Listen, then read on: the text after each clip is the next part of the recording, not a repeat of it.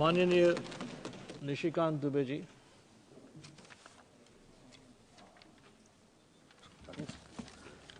धन्यवाद सभापति महोदय। माननीय स्पीकर साहब ने एक डायरेक्शन दिया 115(1) में और ये कहा सभापति महोदय लीडर ऑफ द अपोजिशन को कि जब आप कोई चीज बोल रहे हैं तो उसको ऑथेंटिकेट करिए। और उनके 6 ऐसे पॉइंट हैं राष्ट्रपति अभिभाषण में जिसके समर्थन में मैं बोलने के लिए खड़ा हुआ हूं, जिसमें मुझे लगता है कि इस पूरे पार्लियामेंट का जो एक उद्देश्य है बनने का, जो कॉल एंड सगदर कहता है कि लीडर ऑफ द अपोजिशन वैसा होना चाहिए जिसको पार्लियामेंट्री स्किल के बारे में, रूल के बारे में, कंट्री के बारे में, देश के प्रधानमंत्री के बारे में, देश की स्वतंत्रता के बारे में, सॉवरेनिटी के बारे में पूरी जानकारी होनी चाहिए। और मैं बड़े ही दुखी मन से यह बात बोलने जा रहा हूं कि वर्षों बाद ये चौथा मेरा टर्म है। इस चौथे टर्म में मुझे पहली बार एक ऐसा लीडर ऑफ द अपोजिशन दिखाई दे रहा है जो दुनिया में भारत कैसे कमजोर हो, देश के कैसे टुकड़े हो, किस तरह की विदेशी ताकतों के साथ मिलकर यहां की सोसाइटी को बरगलाया जाए, गलत बयानी किया जाए। और इस पार्लियामेंट में 105 जो हमको मिला हुआ अधिकार आर्टिकल 105 में फ्री एंड फेयर डिस्कशन का, उस फोरम का मिसयूज करके पूरे देश को गुमराह किया जाए। इसीलिए आपके माध्यम से मेरा विपक्ष के नेता पर आरोप भी है और उनको चैलेंज भी है और आपसे आग्रह भी है सभापति महोदय कि मैं जितनी बातें कह रहा हूं उस सबको मैं ऑथेंटिकेट करूंगा। और यदि राहुल गांधी जी में, लीडर ऑफ द अपोजिशन में हिम्मत है तो वो सारी बातों को ऑथेंटिकेट करें, नहीं तो वो फ्लोर ऑफ द हाउस इस्तीफा दें। सबसे पहला सवाल, उन्होंने 6 ऐसे पॉइंट के, मैं 6 विषय पर जो है आपके सामने और पूरे देश को ये बताना चाहता हूं। सबसे पहले उन्होंने कहा कि this phone is not made in India, this phone is assembled in India. और ऐसे करके जो है उन्होंने फोन दिखाया सर, ये फोन ऐसे दिखाया सर। अब आप समझिए सर, अपने दिल से जानिए पराये दिल का हाल। कांग्रेस ने इस देश को किस तरह से विदेशियों के हाथ गिरवी रख दिया, ये मैं कहानी बताना चाहता हूं। ये मैं पेपर लेकर आया हूं सभापति महोदय।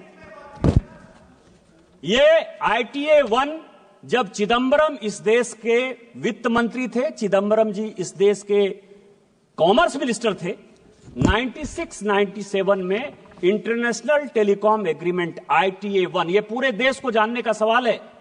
ITA 1 में उस वक्त केवल 14 कंट्री सिग्नेटरी थे। पूरी दुनिया में 195 कंट्री है। चाइना उस सिग्नेटरी नहीं था, उसका पार्ट नहीं था। लेकिन इस देश को बेचने के लिए जो सॉफ्टवेयर, हार्डवेयर, इलेक्ट्रॉनिक्स, टॉयज, ये सब जो पूरी दुनिया में बनाते थे मैन्युफैक्चरर, यूरोपियन यूनियन के दबाव में इस सरकार ने और उस तत्कालीन वित्त मंत्री ने पैसे लेकर उस एग्रीमेंट को साइन कर लिया। और क्या साइन कर लिया ITA 1? कहा कि कोई भी कंपोनेंट आप लेकर आ जाओ, कोई भी कंपोनेंट हार्डवेयर का, इलेक्ट्रॉनिक का, टॉय का, कोई भी लेकर आ जाओ, 0% ड्यूटी लगेगी, 0% ड्यूटी। और जब आप वो एग्रीमेंट साइन कर लिए, धीरे धीरे करके सभी चीजों पर 0% ड्यूटी हो गई। टॉय पर हम नंबर 1 हुआ करते थे, खिलौने सभी चाइनीज आ गए।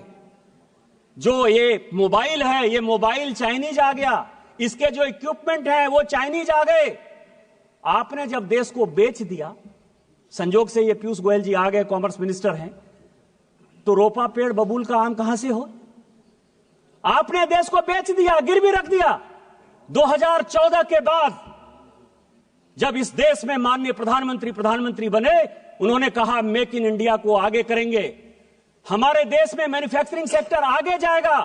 सारी टेलीकॉम कंपनियों को उन्होंने कहा आज तो असेंबलिंग हो रही है।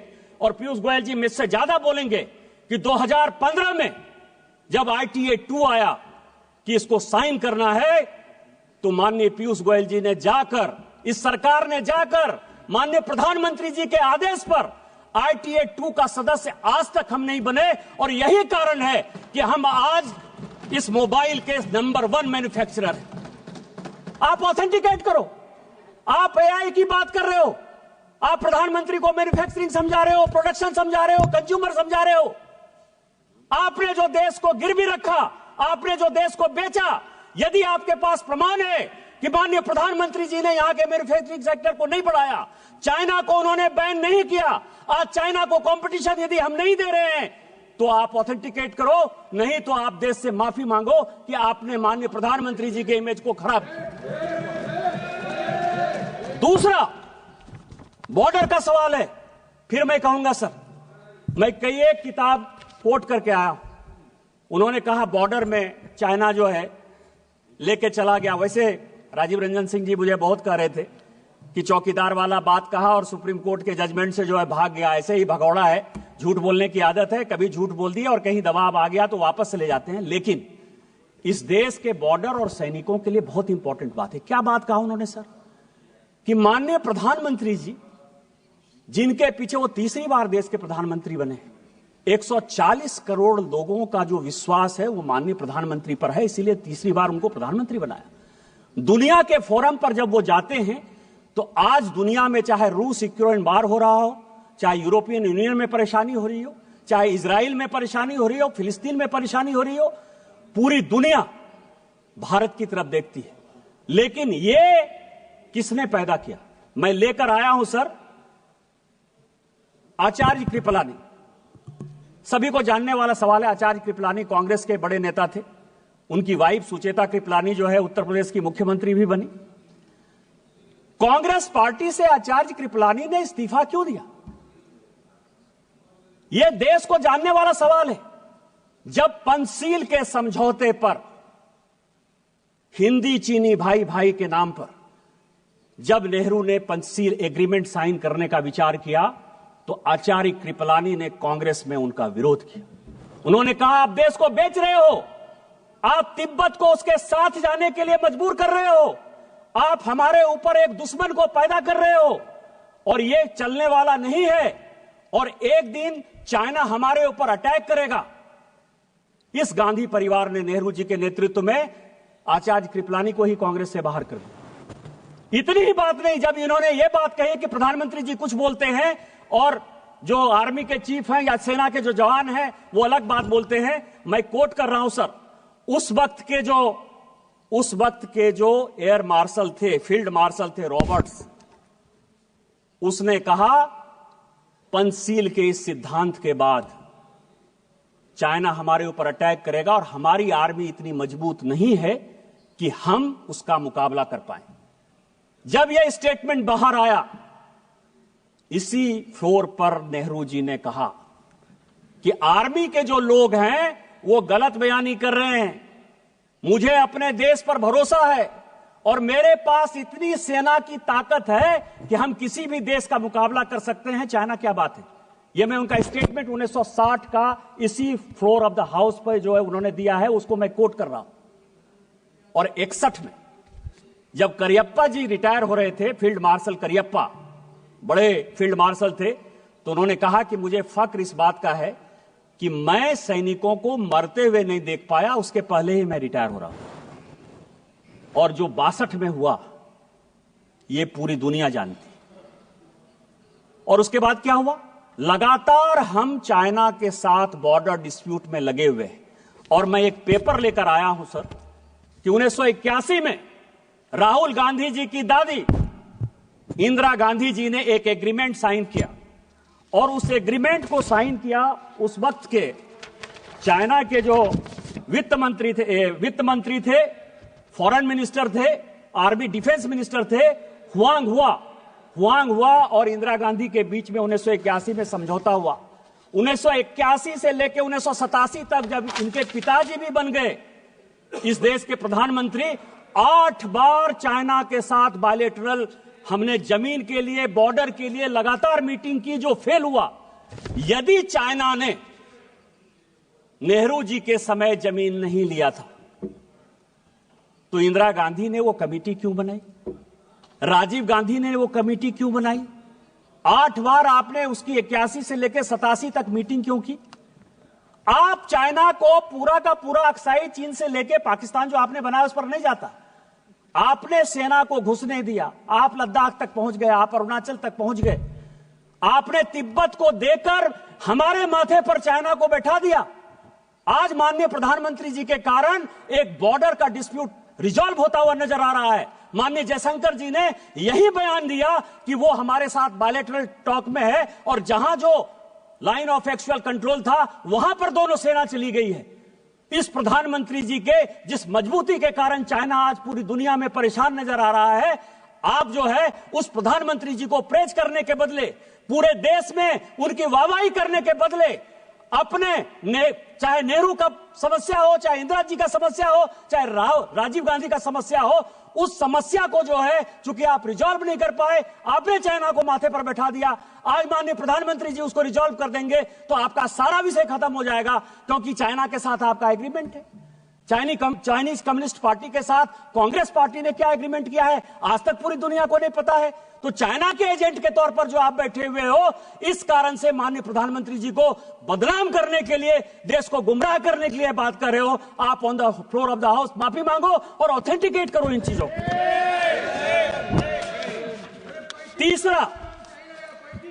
तीसरा बात उन्होंने कहा सर जयशंकर जी के बारे में, अमेरिका के बारे में, कि हम जो है, जयशंकर जी लगातार जाते रहे कि माननीय प्रधानमंत्री जी कैसे जो है ट्रंप से मिलेंगे। आर्टिफिशियल इंटेलिजेंस की बात करते हो, कंप्यूटर की बात के 100वां साल जो है हम लोग अटल जी का बना रहे हैं। आपने अटल जी को भी कोट किया, मैं उनका बयान लेकर आ रहा हूं। उन्होंने क्या कहा सर? उन्होंने यह कहा कि कंप्यूटर का कोई बहुत बड़ा प्रभाव हमारे समाज में नहीं पड़ेगा। यही छोटा सा स्टेटमेंट है, यही उन्होंने भी कहा। फैक्ट है, कंप्यूटर का क्या इंपैक्ट पड़ा हमारे समाज में। आज अमेरिका में भी सॉफ्टवेयर में भारत के लोग ही तो मजबूत है ना, हमारा ही स्किल पावर जो है पूरी दुनिया में आगे है ना। यही बात तो कहा उन्होंने कि इससे रोजगार नहीं जाएगा, इससे रोजगार बढ़ेगा। आप उस मृतात्मा देश के ऐसे प्रधानमंत्री जिनके बारे में आज भी पूरी दुनिया गर्व करती है और हम गर्व करते हैं कि भारतीय जनता पार्टी के वो प्रधानमंत्री थे, आप उनको भी नहीं छोड़ते हो। आज आर्टिफिशियल इंटेलिजेंस की आप बात करते हो। माननीय प्रधानमंत्री जी जब फरवरी में जा रहे हैं, कंप्यूटर हमारे यहां सभापति महोदय 1987-88 में आया, अमेरिका में कंप्यूटर 1960 के दशक में आया, यूके में कंप्यूटर 1960 के दशक में आया। 30 साल बाद तो आप कंप्यूटर ला पाए। कोरोना के वैक्सीन में भी माननीय प्रधानमंत्री जी ने दुनिया को दिखाया कि हम दुनिया के साथ कंधे से कंधा मिलाकर वैक्सीन बना सकते हैं, और हमने बनाया।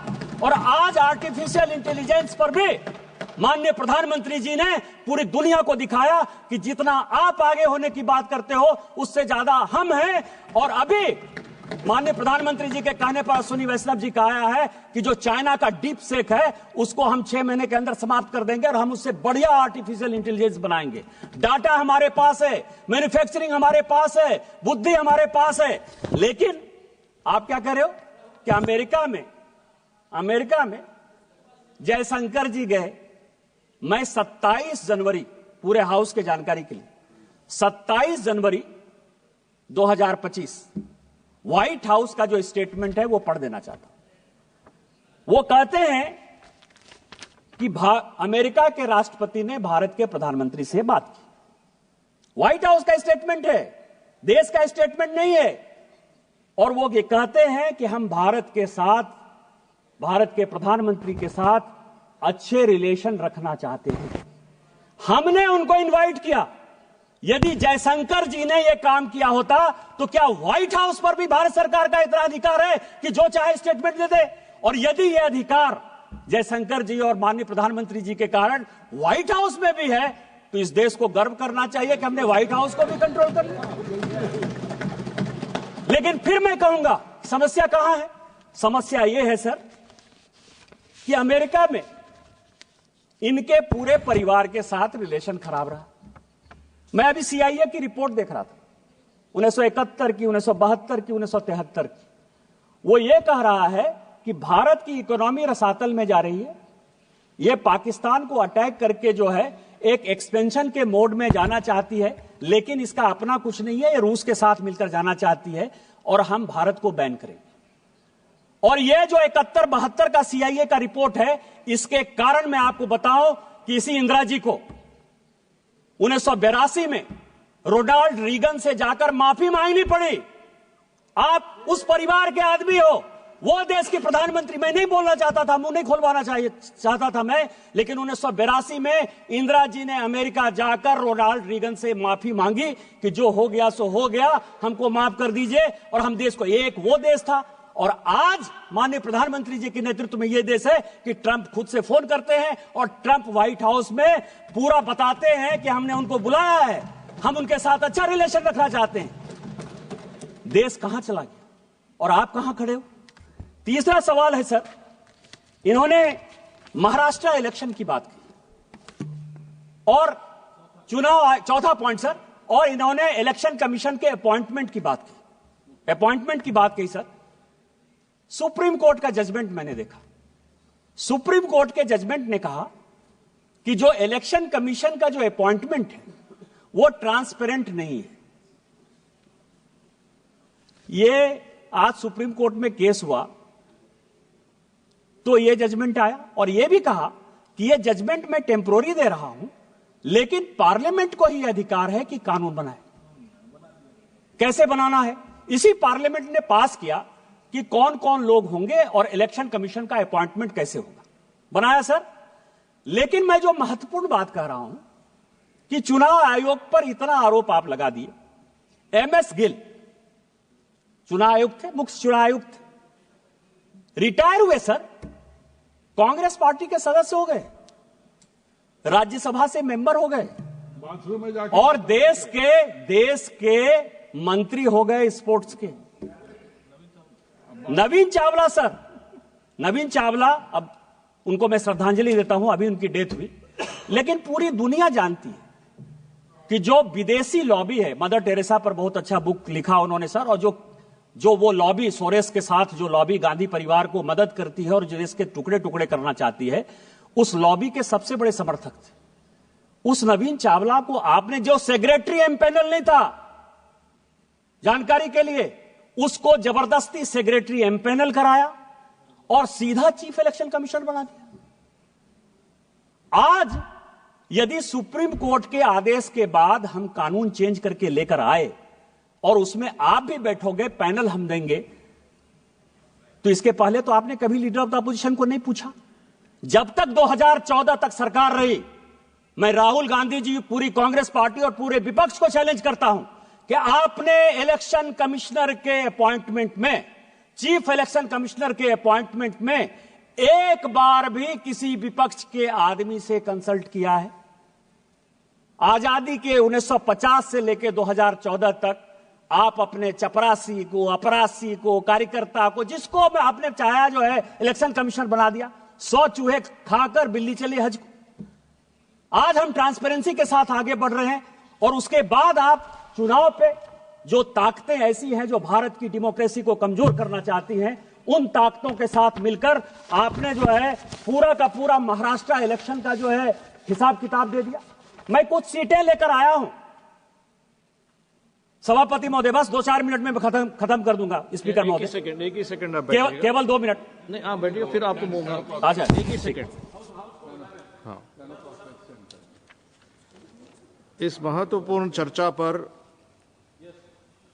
लंबी सूची है, इसीलिए सभा की अनुमति हो तो सभा की कार्यवाही 11 बजे तक बढ़ा दी जाए। बोलिए।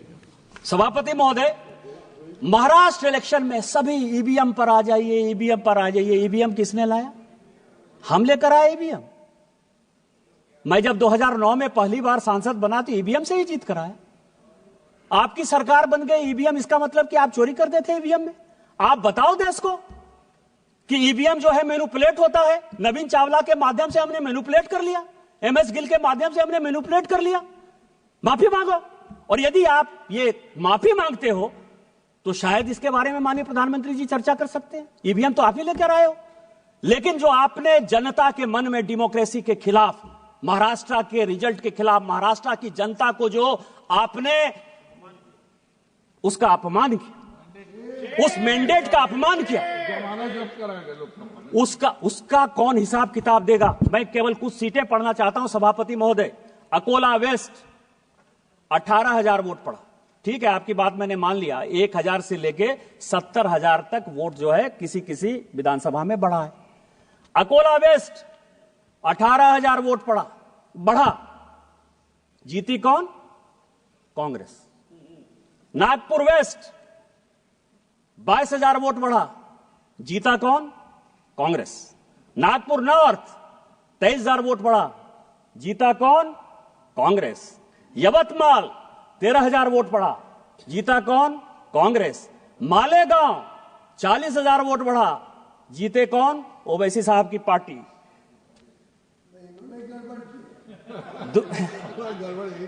धानुआ 17,000 वोट बढ़ा, सीपीएम। भिवंडी 40,000 वोट बढ़ा, समाजवादी पार्टी। और मुंबई नॉर्थ 41,000 वोट बढ़ा, NCP Sharad Pawar. Kindly conclude sir. आप ये समझें, ये विधानसभा वाइज सभी पॉलिटिकल पार्टी चुनाव जीती है सर। आप किस तरह की बातें करते हो? हम लोकसभा में वहां कम सीटें लाए तो उछलने लगे कि जनता आपके खिलाफ है। और आज जो है, हम जब जीत गए तो आप जो है जनता को गुमराह कर रहे हो इस डेमोक्रेसी के खिलाफ, इलेक्शन कमीशन के खिलाफ। और जो टुकड़े टुकड़े गैंग के आप सरदार हो, उस टुकड़े टुकड़े गैंग में इस देश को टुकड़े टुकड़े करने की जो साजिश है वो आप कर रहे हो। आप ऑथेंटिकेट करो कि आपने जो है गलती की और आप जो है गलत बात बोल रहे हो। इसके बाद सर लास्ट पॉइंट एक और बस अंतिम पॉइंट सर, कि जातिगत जनगणना हो, ओबीसी को अधिकार मिले, एससी को अधिकार मिले, एसटी को अधिकार मिले, इससे कोई भी आदमी परहेज नहीं करता है सर। उस तेलंगाना का ही जो जनगणना आया है हाउस के लिए, 54% पर जो माननीय प्रधानमंत्री जी ने यहां कहा, और यह देश को जानने वाला सवाल है, खासकर पिछड़ों को और अति पिछड़ों को जानने का सवाल है। इस देश में 27% रिजर्वेशन इसलिए मिला है कि ओबीसी का पॉपुलेशन 54%। आज जो तेलंगाना की रिपोर्ट आई, जो आपका भी राज्य बगल का पड़ोसी राज्य है सर, वो कह रहा है कि 46% ओबीसी। क्या होगा? और उसमें क्या कर रहे हैं? वो मुसलमानों को जोड़ दे रहे हैं, ओबीसी में वो मुसलमानों को जोड़ रहे हैं। माननीय प्रधानमंत्री जी ने कहा है कि जब तक मैं इस देश का प्रधानमंत्री हूं और भारतीय जनता पार्टी का एक भी कार्यकर्ता है, वो ओबीसी के आरक्षण को बैकडोर से कभी भी मुसलमानों के पास नहीं जाने देगा। ये जो वोट बैंक की राजनीति है, इस वोट बैंक की राजनीति यही करने के लिए प्रेरित कर रही है। पिछड़ा, जिस पिछड़े की बात कर रहे हो, उस पिछड़े का सबसे बड़ा नेतृत्व करता माननीय प्रधानमंत्री खुद सामने बैठे थे। ये आपको दिखाई नहीं दिया कि ओबीसी इस देश का प्रधानमंत्री है?